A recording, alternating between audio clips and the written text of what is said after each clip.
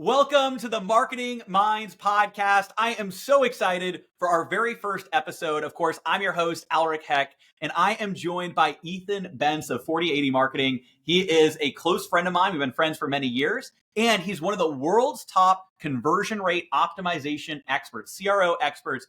This is going to be an incredible episode today. And one of the things we love to do on this podcast is start with one of the biggest golden nuggets, pieces of value to kick things off. So Ethan, what's one of the best strategies right now that's working in the world of conversion rate optimization? If you're only focusing on your front end conversions, you could be missing out on doubling or tripling your back end profit. Wow. So if you're only focusing on the front end conversion optimization, you could be missing out on double or triple. Now, how does that work? Can you break that down? Like, what does that look like? Absolutely. So let's think about it in the context of, say, a standard webinar funnel. So you have an ad or a traffic source that goes to a landing page, which is going to be probably an opt-in. You have your webinar or VSL, and let's say that you have a book a call and you have a high ticket program on the back end.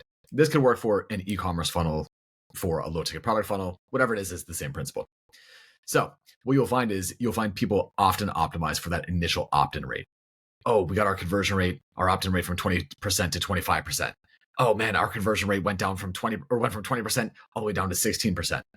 The problem with that is you are optimizing for something that is not your ultimate end goal.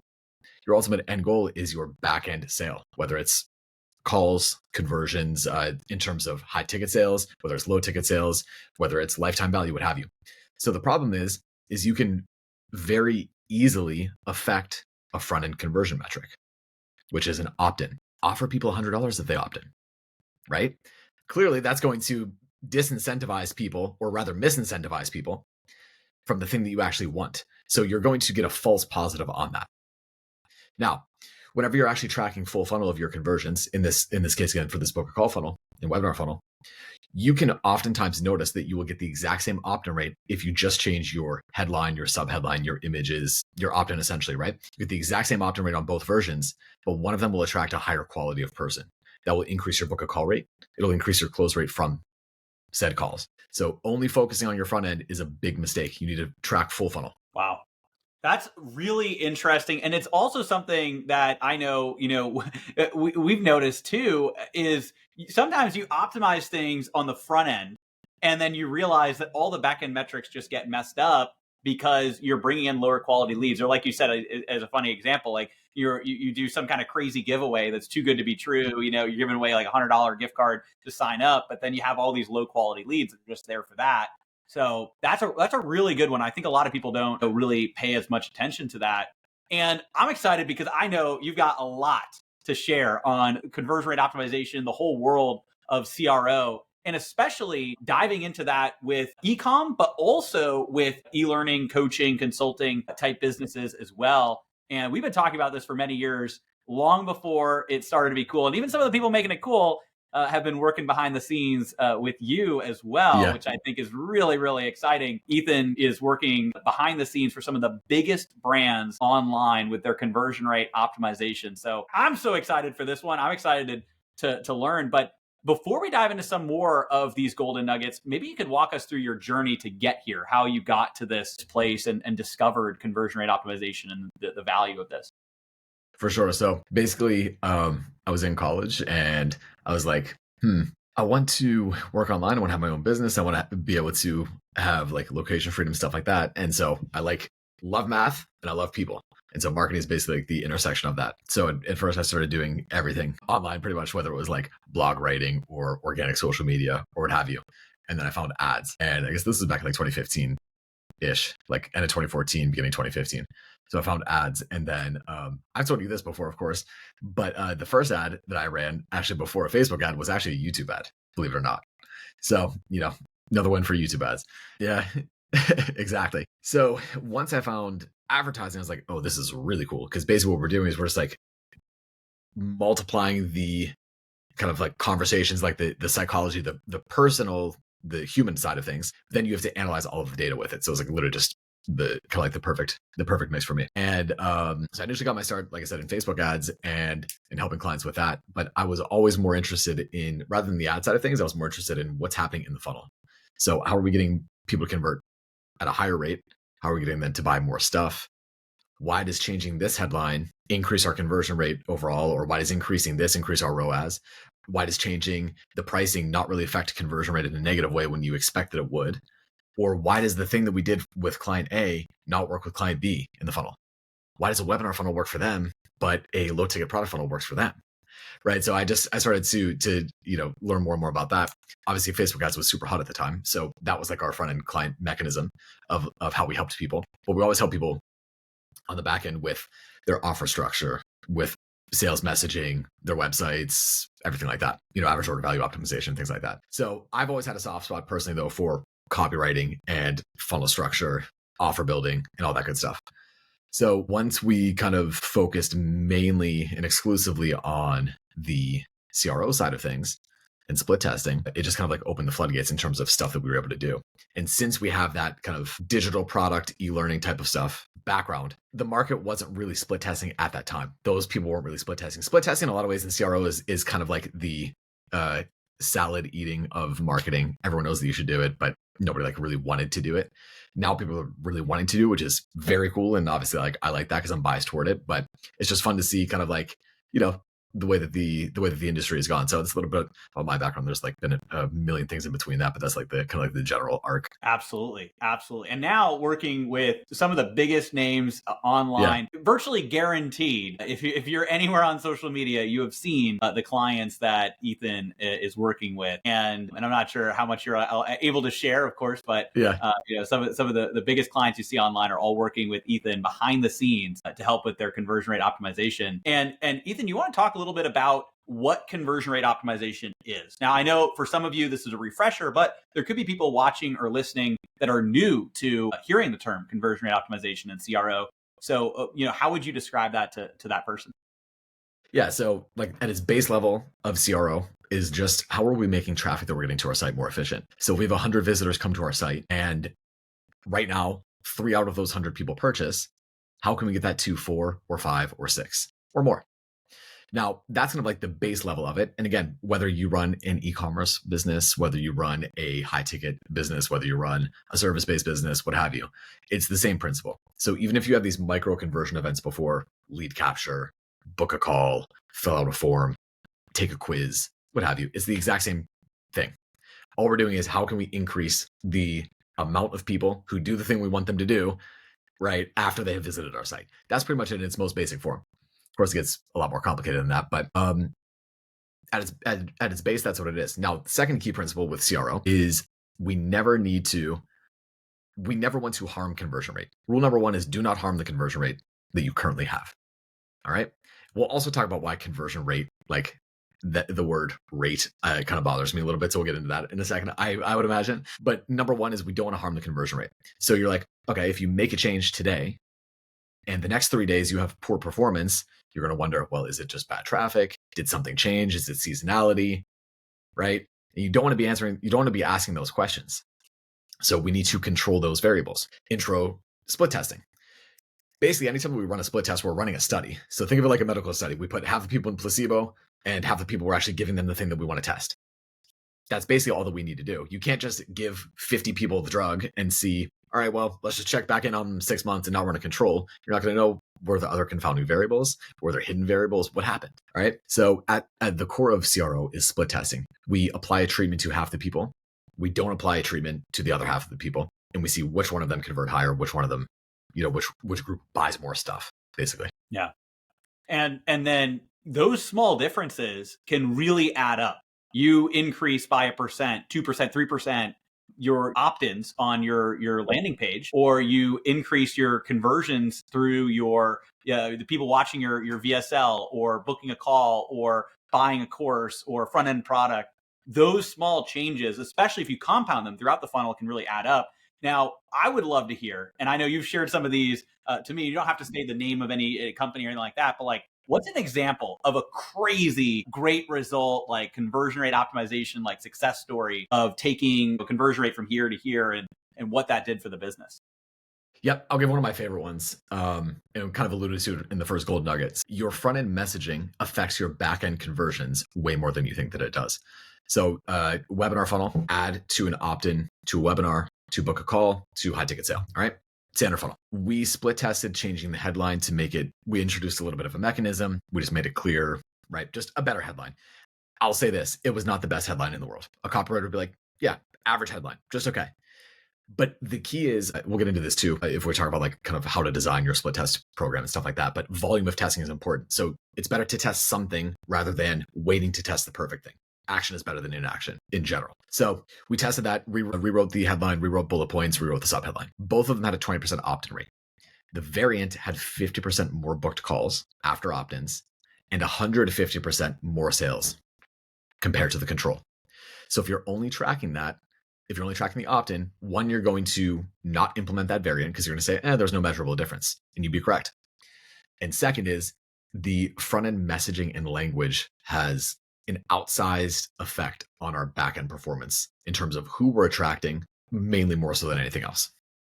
And I think you just answered here the big difference between split testing and conversion rate optimization, CRO. Yes. Right? Because split testing would say, let's split test these 2 pages. This one has 20%, this one has 20%. And okay, there's no big difference. Let's stick with the original. But if the new version has the same 20%, but on the back end, because of the messaging you have on the front end, on the back end, it's now got 50% more book calls, 150% more sales, then conversion rate optimization looks at the full picture, like you were saying right at the beginning, and it says, wait, we can see the downstream effects, and this page is so much better because we're adding that. Now, I think the next question somebody watching or listening would have is, how do you do that? Because I think a lot of people know, okay, with split testing, they go into their funnel platform of choice. They can see, okay, this one, declare winner, that type of thing. But how do you go about that process? What do you do? And what can somebody start looking at to start doing conversion rate optimization? Definitely. One quick distinction, I think, is a lot of people in their mind, when they hear conversion rate optimization, there's a lot of misconceptions around it. So people think changing button colors.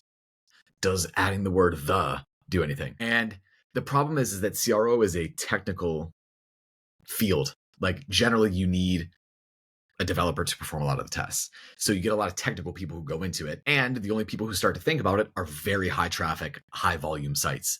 So of course, Amazon is going to be able to get a statistically significant result on testing a lighter shade of orange versus a darker shade of orange. But we're not. Like, I don't care how big of a business you have in this space, you're not going to be able to do that. I mean, I guess you could if it's just like you can't read the text on it, but so you're probably not going to be able to. So that's kind of distinction number one of that. So we focus on conversion revenue optimization, which is how can we actually affect bottom line metrics of a business and not just affect these vanity metrics of, hey, we got more opt-ins. And it's like, of course, you could back explain of how that's useful. It's like, okay, well, we have more people to call, we have more people to email, and that's all great. But so whenever you're first thinking about split testing, 2 things can happen that I'll kind of like warn people of and kind of perform CRO is, number 1, done is better than perfect.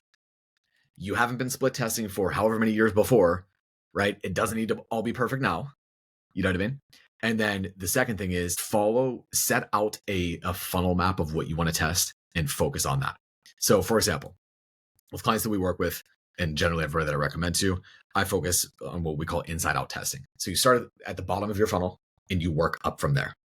So let's say that you have, let's use an e-commerce example here. So you have an ad that goes to a product page, that goes to the cart, that goes to the checkout, that you have a post-purchase upsell on. In this scenario, we want to start at that post-purchase upsell. Why do you want to start there? Well, number 1, every buyer has to go through that. Number 2 is you probably haven't put as much time into it as you have on the product page or your ads. So we have this kind of like outsized initial newbie gains that we can get from it. And then the third reason is because you can't actually lose conversions. Somebody's already purchased when you get there, right? So there's no risk and only upside. So you want to start there. Next, you would focus on your checkout.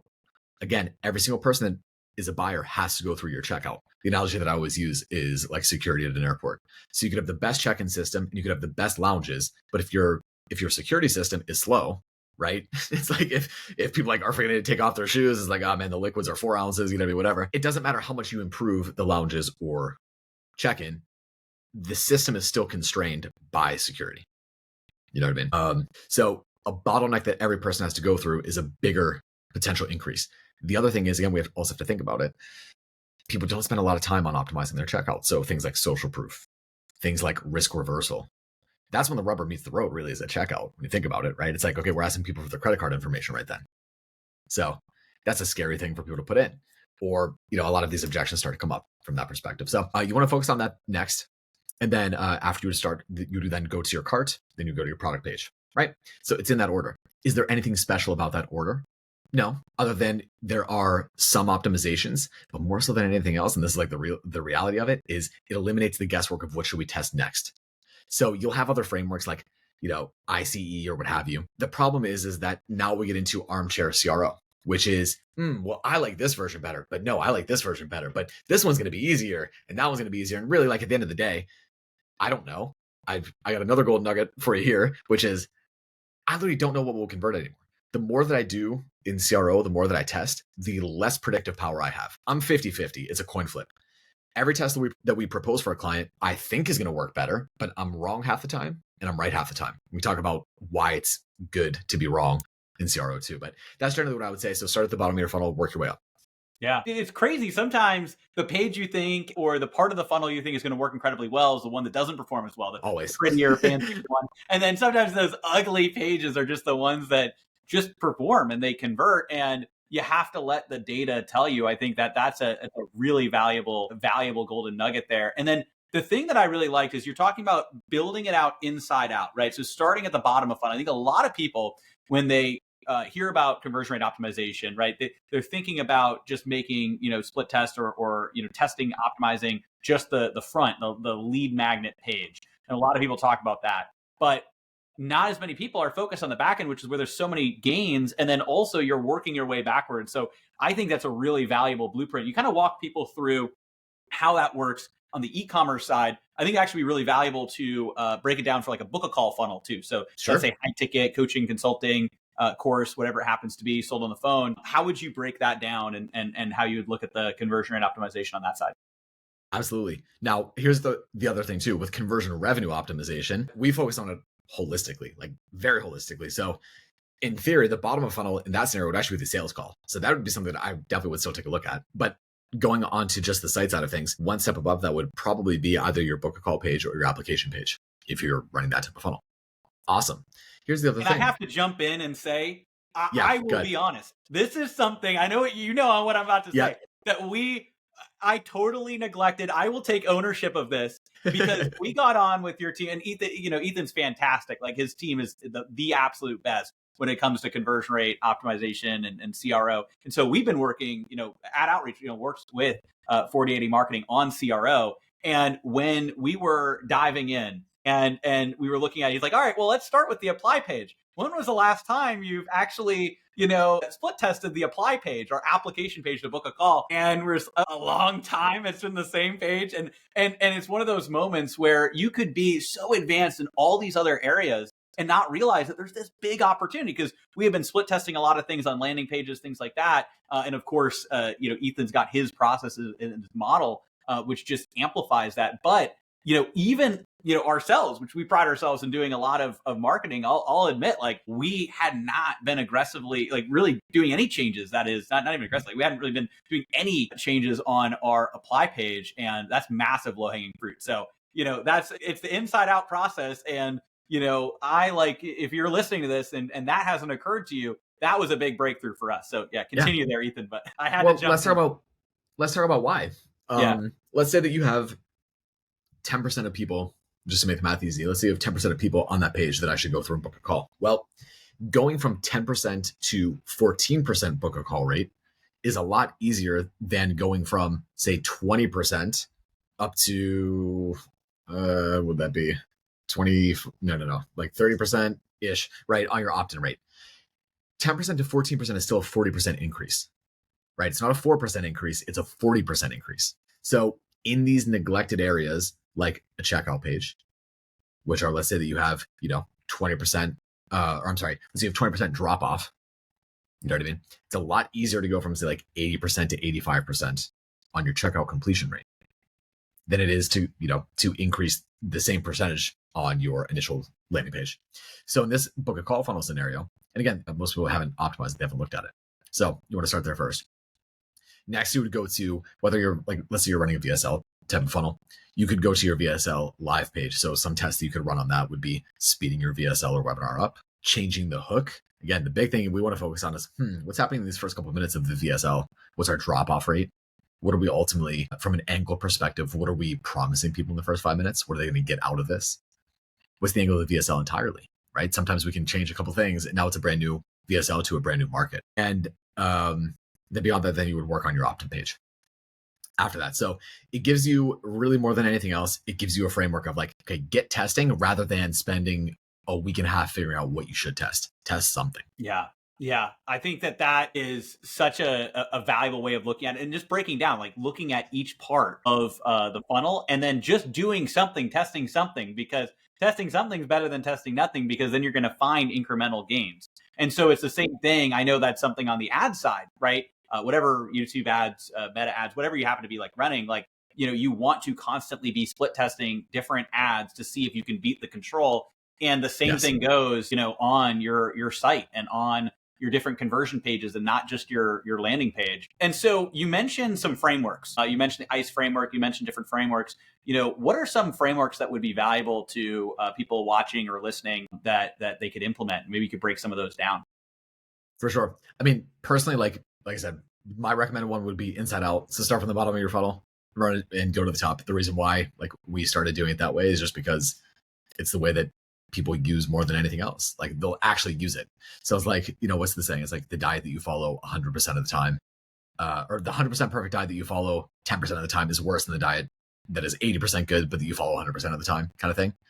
Same exact type of thing.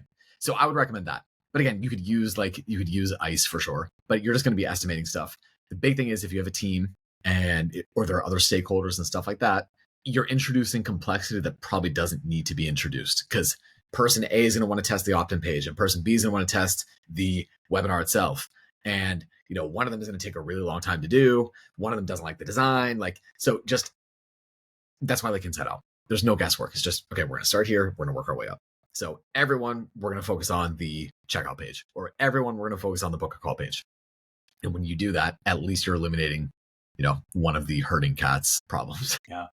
Yeah. And so, and I think that makes a lot of sense. And when it comes to quick wins, because I think a lot of people who are listening or watching, one of the things that they are looking for is what's a quick win that they can implement that can make a difference. So are there some quick wins with CRO that you've seen work really well? Yes. Strategies, tactics, what are some quick wins? Plenty of them. We'll go through a bunch. We can go through some counterintuitive results. We can go through, some weird ones. So big asterisks. Let's do them all. Let's do them all. Okay, That's good. The Marketing Minds podcast. That's what it's all about. Perfect. So big asterisk before all this stuff is test this stuff. Don't just blindly implement it because I'm saying to implement it. And asterisk number 2 is some of these test results may contradict each other, and they probably will. Well, I know they're going to contradict each other because that's why I'm going to say them, because what works for one business does not always work for the other. All right. Asterisk number 3 is the data will tell you what the right choice is. Okay, so it's not what you like, right? Remember, 50-50. Exactly. Yeah. Before diving into that with the test, because I think that would open a loop potentially with testing. Do you recommend doing a 50-50 test, or taking a smaller portion of the traffic to the test, like 20%, 10%? How would you test these? And then let's dive in and teach them. I love that. So the first factor that I would use to answer that is how big of a loss might we take on it, and can we afford that loss? So if this is the most important sales period of the year for you, and your funnel is dialed and is completely working, and you're just like, hey, let's try to get an extra 5% out of it kind of thing, you probably don't need to go on a 50-50 split test, right? On the flip side, if nothing is working and you're like, man, we got to get something going, because this funnel is broken, it's just not converting how it used to, then yeah, you want to go a little bit higher. So you can always test on a lower volume of traffic if you want to. So what I would always recommend is don't do like an 80-20 split, because you're now introducing another variable, which is volume of traffic. So what you would want to do is say take 30% of total traffic entered into the experiment, and then do 50-50 between that. So really it's like 15-15, and then 70 is untouched. That's really interesting.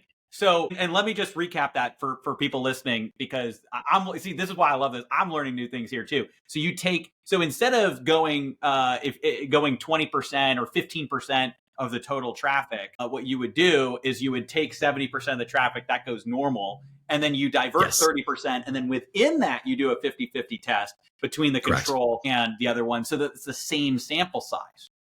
Exactly. Wow. The problem is Okay. if you do say like 70-30 and you just say send 70% to the control and 30% to the variant, likely your variant is probably going to perform a little bit better than it would in a controlled scenario because you're just sending more traffic to the control. And we all know that with higher scale, so scale, aka more traffic, tends to push down on conversion rate, right? It applies a downward force to conversion rate. And so it's not really a controlled experiment.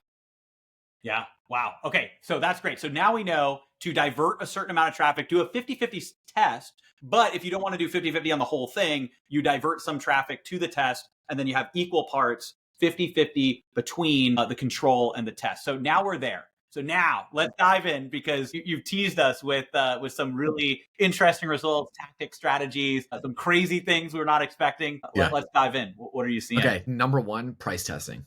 One of the easiest things you could do. Usually it's going to take like 2 minutes to do this. If you're on Shopify, there are apps that can help you do it. If you're on something else, you can literally just duplicate your funnel. Like generally pretty easy to perform. Whatever you make in that, in addition, is going to be all margin. So this is why it's so powerful. It's very easy to do. And generally people have not tested it. So usually people are going to price based off of their cost of goods sold. And again, this is for physical product. This is for, or their competitors. So they price off their COGS or their competitors. Problem is competitors probably price off their COGS or the other competitors. So there's not really a whole lot of thought process into it. But guess what? The customer doesn't care about your cost of goods sold. You know what I mean? Or unless they're weird, you know what I mean? They might then. But generally, they don't care about your cost of goods sold. So it's what is the benefit to them? So if you just randomly picked $35 for your supplement, I don't often see $39 decrease in conversion rate. Guess what? Sometimes it actually increases conversion rate. So we've run plenty of split tests on lower ticket digital products where say like it's $9 versus 19 versus 29. 19 and 29 oftentimes will beat 9 in terms of overall conversion rate. I'm not talking about revenue per visitor. So I guess let's take one last little detour before we get into all the tests is the golden metric in CRO, conversion revenue optimization, how we think about it is revenue per visitor or earnings per session. They mean basically the same thing. The reason why is because like I was talking about the opt-in rate, conversion rate can be artificially inflated. Have a 99% off sale and your conversion rate is going to skyrocket. But ultimately that's a bad thing to do. So we need to balance conversion rate times average order value. That gives us our earnings per visitor, all right? Our earnings per session or revenue per visitor. So that's what we want to optimize for. When you increase price, an increase in price tends to apply downward pressure to conversion rate, but not always. It's not globally. It could be, or I'm sorry, globally it will, but on a micro scale, on a local scale, not necessarily. So 35 and 39, not much of a difference. You'll probably get a flat conversion rate. 35 and 350 for a supplement, like, yeah, that's going to generally fall. So you can test within these pricing bands, and depending on the product that you're working with, there are going to be these pricing bands where you're not going to see a whole lot of decrease in conversion rate. You may even see an increase in conversion rate, which means that you're increasing your average order value and your conversion rate at the same time. That's what we want to do. That's ideal. So price test number one. Again, that goes for whether you're in physical product, high ticket even, right? Like generally not like a whole lot of difference between 6,000 and 6,800 and 7,000 and 7,500, right? Just not a whole lot of difference, but all margin. That's number one. Number two, like interesting / counterintuitive tests would be your front end pricing to back end ascension. Okay. So one would think that a higher front end price leads to a higher back-end ascension rate. Let's say that you sell a $30 product on the front end and a $3,000 thing on the back end. You would think that somebody who buys a $50 product is more likely to ascend to a $3,000 thing than somebody who buys a $5. I see very mixed data on this all the time. So a lot of times it has no effect. Somebody who buys a $5 product is just as likely to ascend to a $3,000 thing as somebody who buys a $50 product. We'll talk about how that can affect your funnel volume actually in a second too, because there's some really interesting stuff from there. But in other cases, we actually just finished up, we didn't just finish it up. We just kind of like finished up analyzing the data for a client. We ran a test back in July for a client, and there was a price difference of $49 versus $97 to ascend back into like a high ticket multi-$1,000 thing. In my mind, I'm like, front end metrics, obviously 49 is going to convert better, one would think, and it did. But I'm like, there's probably going to be a whole lot of difference in ascension rate, massive difference in ascension rate. The LTV of a buyer from the $97 product was over $250 higher than the LTV of a buyer from the $49. If it were just about the price difference, we would only see a $50 difference. But we didn't. There's a $250 difference. So it just attracted a different type of person. And that's something that I generally don't see.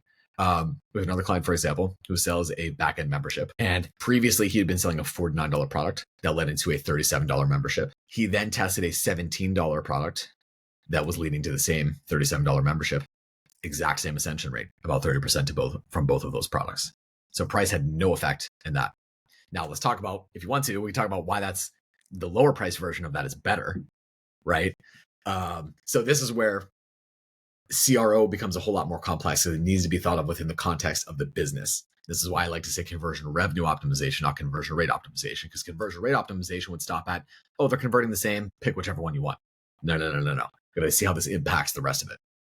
You know what I mean? So anyway, I'll stop there because I just like rambled for 5 minutes. So anything that's interesting on that. See, the thing is, it's so fascinating hearing all of the individual pieces and details. And I think what's going to be valuable, so I know you teased a few other really interesting things. We're going to sprinkle those in just a second. But let's take a quick detour. And so we're going to get some more stories, but instead of just doing stories here, let's take a detour, because what I'm curious about is the software that is being used. We'll talk about AI in a second, actually weave that in here, but specifically like the software that you would use to do these split tests, to do, and then if you do heat map tracking, all of that. And I know the answer to some of these questions, but for the audience that doesn't, because that's the thing, I mentioned it at the beginning, but Ethan and I, we've been friends for years and years and years. So we jam like all the time and all of that. And of course, he's helping us with a lot of our CRO. So, but what are the software stack? What does that look like? How does all that work? Yeah, I'm pretty agnostic generally. So there are a million different CRO split testing tools. They all do roughly the same thing. You want to make sure of a couple of things. Does it integrate with your current tech stack? And do any people that you work with like one of them already? And pricing, obviously. So there is VWO, there's Convert, Chameleon, there's Shoplift, there is IntelliGems if you're on Shopify, stuff like that. There are a million of them. They all work, they all do the same thing. What we need a split testing tool to do is split traffic and track the results of said traffic that has been split. Now, if you're an e-commerce brand and you work on, say, something like Shopify or WooCommerce, you can pretty much pick any of them. If you are more on the high ticket side of things, or you have a longer sales cycle, it gets a little bit more complex. So now you're going to need something to not just split the traffic, but then to also track those longer tail results. So you might be able to do that with like UTMs in your CRM. You might have an attribution tool that you could use to do that. That's where it's going to start to get like a little bit murkier, because people's tech stacks are a little bit more confusing. But basically, like, long story short, a lot of these tools don't do great at tracking longer sales funnels or phone sales funnels or things like that. So you're going to need to find a way to apply a tag, whether it's in your CRM or what have you. And again, they're like tools that can do that for you as well. So like, like Hyros, HubSpot, like a bunch of different tools like that. But it really just kind of depends on what your current stack is from that perspective. But now, it'll work. What category of tools do people need? So I think, because there's a lot of different options, it's going to depend on the business, the type of business. But what are the main categories of tools for people to find things in? Traffic splitter, right? So that's going to be like your Convert, your VWO, stuff like that. And then tracking. If you're in e-commerce, or there's like a webhook that is already developed, or there's a custom app that is already developed by this software, you're good. They're going to be the same thing for you. If there isn't, that's when you're going to need to bring in something else for tracking, for longer, that kind of like longer funnel tracking. Again, you're going to be able to track your opt-in just fine if you use any of these tools. But if you have a longer sales funnel, that's where you need to bring something in, so that there's that tracking piece of it. Awesome. All right. AI. This is one of the amazing things, and it's also always evolving. So, what we talk about today, by tomorrow, there'll be new AI strategies and tools. But how are you using AI right now in CRO? Like, what are you seeing in the AI side of it? So, believe it or not, I love it for coming up with these like little pithy lines for like headline stuff or mechanism naming stuff or what have you. So, uploading transcripts, uploading like interview. So actually, let's just use like an example. We have a CRO low ticket product, right? Like 19 or 29, or, depending on what time, when you're watching this, it might be slightly different price. We're testing it, but I was coming up with trying to come up with the name of it. I'd uploaded all of the transcripts of stuff that I've ever spoken upon about CRO, et cetera. And was like, hey, like, what would be a good name of this? And it came up with Field Guide. And I'm like, oh, that's pretty cool. There we go. So that's really good. Things like I said, mechanisms, pain points, I'm a bit of a Luddite though, I will tell you. So it definitely has its uses, but you can't AI your way out of everything, unfortunately. So the person who understands the customer most will win on a long enough time horizon every single time. Maybe not in the short term, like maybe not tomorrow, but within a year, 2 years, 3 years, etc., they will. And the person who's customer obsessed will win. I love manually reading reviews. Of course, I love uploading them to ChatGPT and asking like, what are the most common pain points too, right? Or like, what are the most common things that people are saying? But I'll give you another quick example. We did this with a client, and I was talking with him once, and we were just kind of like thumbing through reviews, and we noticed that so many people said, feel the difference. Those exact words. I can feel the difference. Like over 50% of people were saying that. And I was like, this is kind of weird. That's something that we didn't pick out. And he had interrogated ChatGPT, like Guantanamo Bay level interrogation of ChatGPT to try to figure out some stuff. You know what I mean? But there's certain stuff that like we can just pick up, and it's mainly again on tone type of stuff like that I like. And also too, as like somebody who really does like copy, I like to be able to understand the customer, not just be like, hey, tell me about my customer. ChatGPT is just not that it feels weird. It's just there's stuff that we can pick up that it can't yet. You know what I mean? So yeah, good for copywriting. Design type of stuff, not so much yet. Data analysis is obviously great for. So that's like a lot of the good areas. Yeah. And I'm curious on the data analysis side, are there specific things that you're plugging in there? And also what tools are you using for both that and then also the copy? For more of the copywriting side of things. And then ChatGPT, of course, for like more of the data analysis stuff. So this is going to be, the problem is that for data analysis, you need to know the questions to ask, which is like we're talking about in this kind of like pricing, like this price test scenario. If you just say, hey, guess what? 47 or 49 and 17 converted the exact same, it's going to tell you go for 47 or 49 because obviously you're making $30 more per. But if you don't understand, or if you're not looking for what's the lifetime value impact or what's the backend impact of this, you're going to miss that. So, you got to be, it's only going to give you as good of an answer as a question that you ask. And if you don't know what question to ask, that's kind of where a problem could come in. But for simple stuff of like, let's just say that you're selling a one-time product, like let's just say that it's, I don't know, a dog leash. If you're selling a dog leash, and hey, the control has $1.50 earnings per session, and the variant has $2 earnings per session. And this is how many sessions I got, and this is how many purchases I got. Is this result statistically significant? How much monthly incremental revenue could I be expecting from this? Awesome for that, right? Amazing for that. Also for coding too, like for like HTML stuff, or like if you don't know, like, hey, what's wrong with this code? It'll tell you that too. Exactly. So I think that, and it's going to be a great tool to help. And then having that, having you as the individual actually going in and making these adjustments, and it's only going to be as good, right, as the person running the tool. And I think that's a big thing that is really important for people to know about these types of AI tools and how they really work. Is it's designed to make you that better, CRO person, as an example here. And so, all right, let's dive back into a few more stories or big value bombs that you have here in terms of tactics, other things before we start to wrap up here. But we will have a massive golden nugget at the very end. So make sure you stick around to listen or watch the entire episode. But let's go back into however many you want to share. I'm fascinated. I love this. In terms of some of these tactics, strategies, different split tests you've seen, interesting things you've discovered.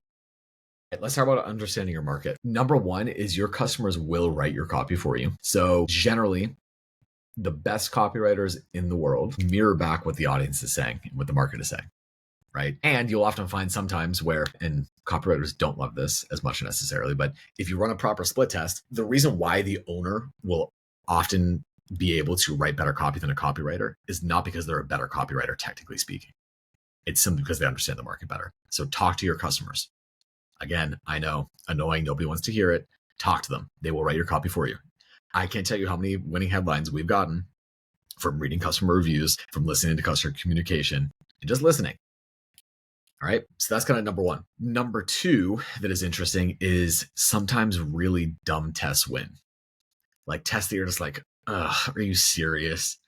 So, as a matter of fact, your team suggested an amazing test for a mutual client that we have. And he basically is selling to kind of like an older woman kind of demographic type of thing. And the sales page was actually very, very like kind of traditionally masculine, as you would think. Like it was like black and like super like aggressive text style and everything like that. And someone on your team basically said, hey, you know what? Why don't we try kind of like a more flowery version of this page? So we did it. And guess what? 25% increase in front end conversion rate and no difference in average order value. So you had a 25% increase in revenue per visitor from that. That's massive. And you're like, no way. Like, really? You know? I know. I remember I was there. Like that was at one of our office days, and he was asking about that, and I remember one of our team members was like, "Well, have you thought about yeah, one of our team members was like, have you thought about maybe making the page a little more feminine, like adding in flowers?" And then it was just this moment of wow, and then to hear the results, and then you know as a mutual client, you helped execute that. Like that's one of those things that it's just, oh, wait a second. Sometimes it's right in front of you. And really, really cool. Any other stories like that or interesting little, tidbits? Definitely. Another kind of like annoying one, but also really cool. Tech stack. I can't tell you how many tech stack split tests that we've run recently that have provided a meaningful lift, and kind of scarily so. The problem is that none of the softwares that you're running in your tech stack are, of course, going to publish any conversion rates, not because they're trying to obfuscate results or what have you, just because they can't, right? So it's like there are way too many factors. Like they literally cannot publish conversion rates. There's no way that they could, in good faith, say that. But you probably have stuff. If you have enough traffic, you probably have items in your tech stack that are causing decreased conversion rates. So I'll tell you two stories on this. Number one is calendar booking software. So we tested calendar booking software version 1, which is like the control they've been running for a while, versus version 2, and try to make them as similar as possible, right? So kind of like a 2-step type of thing. So answer some questions, book a time kind of thing. And in my mind, I'm like, 5% lift, etc. Oh, one of the cool things you can use CRO for this type of stuff with tech stack is you can make sure that whatever you're planning on doing does not harm conversion rate, right? Like I said, rule number 1, do not harm what is currently there. In a lot of cases, you can do this rather than just making a big sweeping change to your tech stack and your conversion rate drops and you say, oh man, what happened? It must be the tech. Not necessarily, but also maybe so. Because again, like the tech you think is going to work better may not work better. So in this case, there's a 35% increase in call bookings just between using two different call booking, two calendar softwares, basically. Wow. Yeah. See, that's crazy. I know. 35% just by using, because that's, I think, also something that people might not be thinking about too, is split testing the software, not just the words on the screen, the images, the different things, the tech but itself. actually the software you're using. Wow. Yep. I'll tell you another one, a happy accident. So we were going to do an ABC test. So you're running basically a third of traffic to the control, a third of traffic to version B, and a third of traffic to version C. When you have sufficient traffic, it's a good way to get quick results. We tried to run a video on all three of them with like different headlines and kind of different messaging. But on the C version, we accidentally put the thumbnail of the video. So this was a mistake. And we ran it. That increased conversion rate by 20%. And this is on a book a call page where traditionally you would think, oh, we got to have video on here. We got to be selling them, etc. Right? Wrong. So what you'll find is a lot of like the best practices are not necessarily going to work for you. It doesn't mean that you should just like do the opposite just to be contrarian or what have you, but it just means that you need to test a lot more than you think you do, because there's a lot of stuff, like a lot of preconceived notions that might work for others, but don't work for you, and vice versa. So that's another one. I had another one too for you if you want. Like a kind of like a fun result test. Yeah. Okay. So there was a client that had a super long form version of a sales page, extremely long form, converted well for a very long time.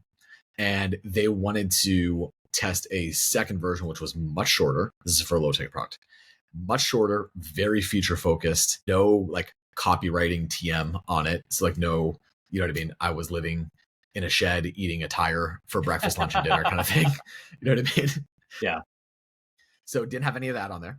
And the big thing was, okay, how much is this going to harm? We wanted to be able to put a number of how much is that version going to harm. Turns out it didn't. It increased conversions 2%, I think, in that one. It was in the 30s, low 30s. So this is another scenario where, you know what? I thought that this was going to harm it, and I wanted to know how much was it going to harm it to be able to put a number to it, and it didn't. And that's where you start to go, maybe I don't know as much as I think that I did. And the problem is that you start to, it kills your ego in a good way. Because now you're just like, oh, you know what? I don't know. Let's find out. So it's kind of like builds this curiosity muscle. It's really cool. Yeah. Yeah, exactly. The more you become an expert, the more you realize there's so much more to learn and to know, and how much it varies and how it's different from different things. You brought up the low ticket funnels, and I know that is like a big talk of the town right now, especially with people that are selling high ticket is coming in and selling low ticket. What have you seen on low ticket funnels in terms of CRO tests? And also, one of the things that we've jammed on in the past that I think would be good to share is testing like order bumps and things like that, like what you're seeing work. So maybe you could break down some of the strategies on low ticket funnels. Yep. I love testing. So again, everyone focuses, and I kind of honestly been focusing on this whenever we're talking about stuff, but a lot of people focus on what is that, what is the messaging on that initial page? But you want to also be thinking about how can we improve the economics of this funnel? So how can we get a higher average order value without sacrificing conversion rate? How can we make our tolerable CPA, our allowable CPA higher? Because that's just going to help on the ad side of things. So order bumps, for example, multiple order bumps versus just one order bump. In a lot of cases, you're not going to find having 2 order bumps harm conversion rate. You might, again, test all this stuff. So in a lot of cases, you won't, but you will find that it increases average order value. In a lot of cases, you'll find that price sensitivity on order bumps is not really that important. So again, like $9 versus $19. You might think, okay, $10 difference, but those $10 when you're running at scale can mean the difference between you breaking a spend threshold versus not breaking it. And since we know that a low ticket buyer is not worth the $49, they're worth the percentage of them that ascend to the higher thing, right? So really there's that kind of like misalignment in terms of their front end value versus their back end value. So we would rather have a lot more of them there. The big trend that I'm noticing right now, at least, and we'll kind of see how this plays out, is being super direct in the funnels. Hey, here's this product. It's going to teach you how to do ABC thing, not really doing the whole, like I said, copywriter TM thing of the backstory and the pain points and stuff like that. This is very like, we're really just trying to piece this together right now. So TBD on how this continues to work for like other areas, other niches, markets, industries, etc. But focusing just on the product itself and the reviews and things like that, and the features of the product even, is working really well. If you have a good product, of course. And I guess that's always kind of the case. Yeah.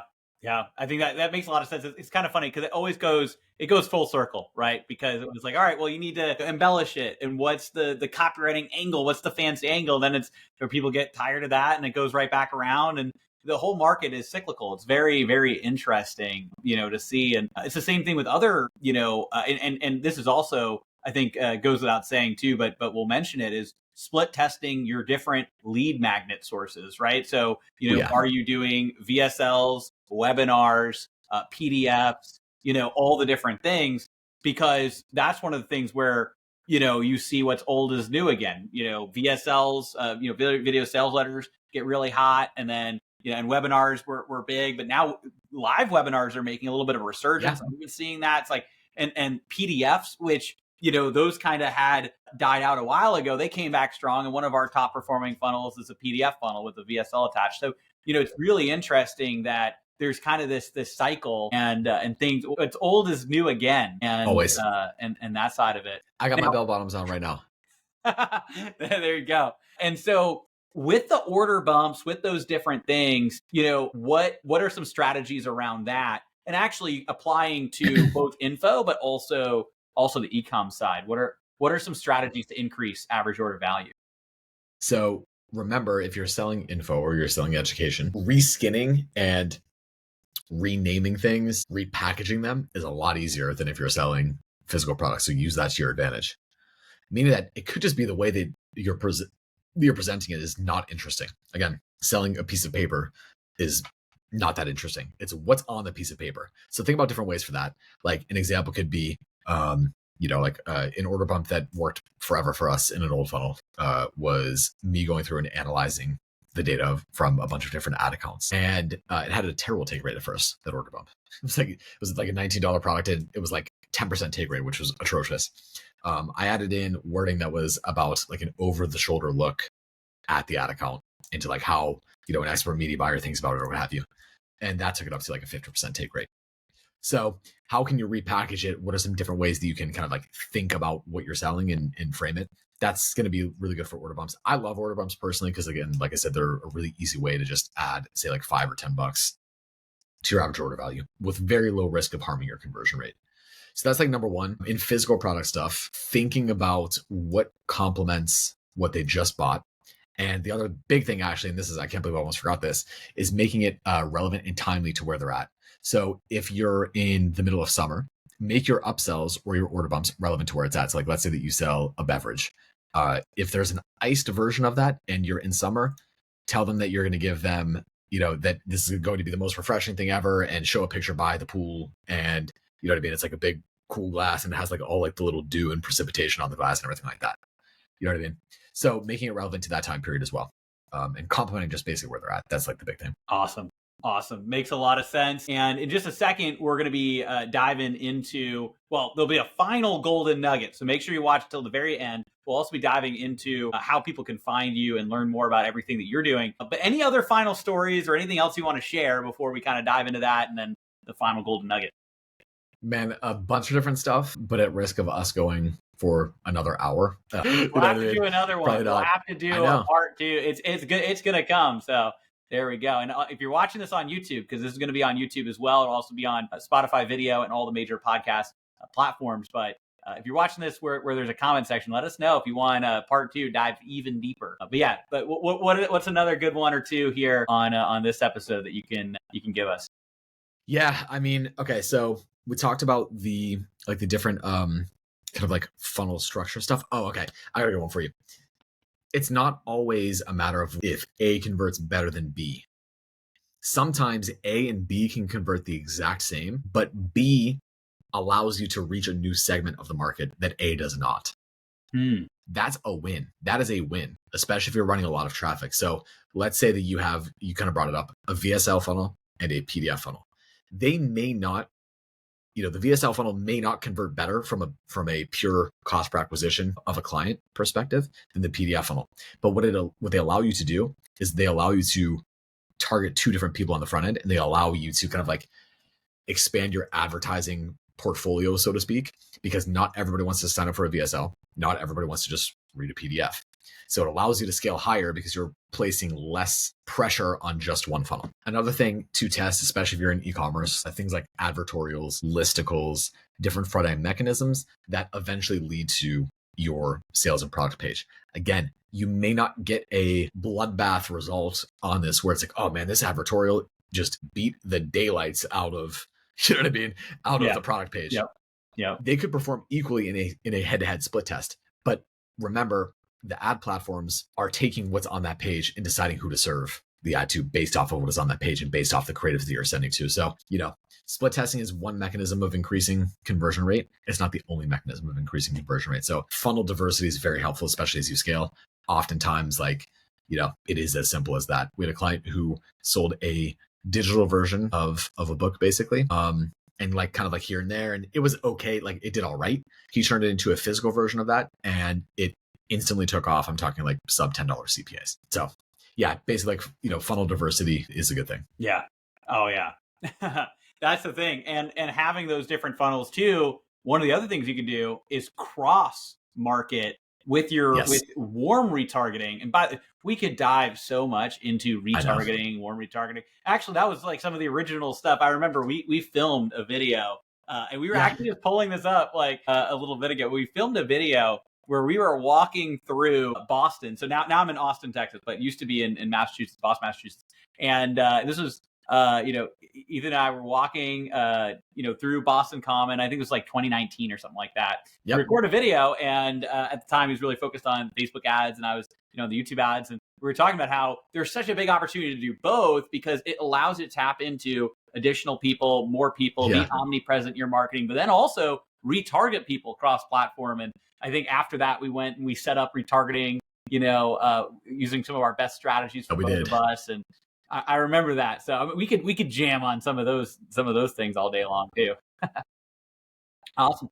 Well, I think with this episode, I think that's where we'll put it here. But I think a part 2 is definitely going to be needed because there's so much more we can dive into, both in the world of CRO. There's also a wide array of just marketing knowledge and advertising knowledge that you have, Ethan, as well. And this has been incredibly valuable. I've learned a bunch of things, and hopefully people watching have learned a lot. Now, do not go anywhere, because we're going to have one of the biggest golden nuggets that we saved at the very end. Ethan's going to be diving into that in just a second. But before we dive into that, where can people go to find out more about you, 4080 Marketing, your CRO, the work that you do? Where can people find you? Yep. Best place is going to be 4080marketing.com. So 4080marketing.com. That pretty much has everything. All of our trainings, all that good stuff. Awesome. And I know you have a really great CRO, kind of course that dives into that as well. And then especially, people that are spending any significant degree of traffic and ads, CRO is such an important thing. And we work with, Ethan and his team, and some of the biggest people in the space do too. And you got the top company for that. So I really encourage those of you that are serious about CRO to go check out Ethan, book a call with his team, and see how he can support on that side as well. Absolutely. Is that just on the same site, or any special link for that? It'll be right there. Just go to the homepage and you'll find everything there pretty much. All right, 4080marketing.com. And again, we've got the golden nugget coming up in just a second, but this has been the first episode of the Marketing Minds podcast. Honored. Incredible. Yes. And honored to be here. and great to have you here. And I couldn't think of a better person. Ethan and I have been, friends for many, many years. What is it? Got to be like, I don't know, 6 or 7 years, more, something like that. 6 or 7. Yeah, Yep. 6 or 7 years. And so we'll definitely have to have another one just like this as well. But if you're watching this right now, thank you so much. I'm so excited to create this Marketing Minds podcast into the best podcast, where we have the best marketing minds, and that's what it's called, Marketing Minds, come together. Right now we're doing it bi-weekly, but we may go to more in the future. But right now it's bi-weekly. We bring in the best minds in the world of marketing to share their best strategies. We always open up with a massive golden nugget and takeaway right at the beginning and right at the end. And then we dive in deep throughout. And I'm so excited. I'm opening up my Rolodex, bringing in the best people that I know in the world of marketing. We've got some incredible guests coming up. And so you can check this out on YouTube. YouTube's a great place to also comment and let us know and interact with us. I'm going to be personally reading those comments, responding to comments. So let me know. Check it out on YouTube. Subscribe if you're not already. And we're also going to be streaming on Spotify, on video on Spotify, and on all the major podcast networks. So if you're watching this, go and subscribe on your favorite podcast platform, or check it out on YouTube. Now, we've got the final golden nugget right here to end the episode with a bang. We always start and end with a bang. That's what we do around here on the Marketing Minds podcast. So Ethan, what's your final golden nugget that you have for everybody in the world of conversion rate optimization? You want to be a CRO loser. All right.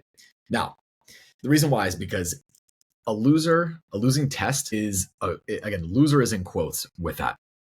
Meaning, when we say that a test is a loser, usually what it means is it just didn't beat the control. Oftentimes it just ties, or it's within a couple percent either way. So you really didn't lose anything. Number 2 is when you run a test and it is a loser, do you want to know how to make it stop losing? Turn it off. So a loser might lose for 7 days and then never lose again. A winner, on the other hand, will be a winner until you beat it next. That could be 6 months, 12 months, or beyond. So you want to be a loser. We have, again, a kind of misaligned value between a losing test, where let's say that you run a test and you lose $1,000 on it over the course of 7 days. That was your incremental revenue there. On the flip side, let's say that you have the same thing. You had a winning test and you won $1,000 in incremental revenue because you had a higher converting variant. Over the course of 10 months, there's $10,000 extra dollars. So basically, you can look at it as the cost you're paying to find a winner is a one-time cost, and the benefit or the payout of a winner is a perpetual winner. So it's great. Like you don't find that in business. Love it. And it's no wonder we're such great friends, because that's the winner learn mindset. We're both losers. We talked about it. So win or learn. Yeah, we're both losing. There you go. But it's the win or learn mindset, right? Or win or, find the losers that don't work and learn from them, right? You can learn from that. You can turn that off. You don't have to keep running that campaign. And it's such a great way to look at it, because you find the winner. It might have been lose $1,000, win $1,000 on that 1 week test, but you turn the loser off, and the winner now every single week, 1,000, 1,000, 1,000, 1,000, 1,000. And there you go. And then you do multiple of these tests and it compounds exponentially. Ethan, this has been fantastic. Thank you so much for being here. Thank you for having me. We'll have to have you again. And to everybody watching or listening, welcome to the Marketing Minds podcast. We've got amazing things on the horizon, and we'll see you in the next episode.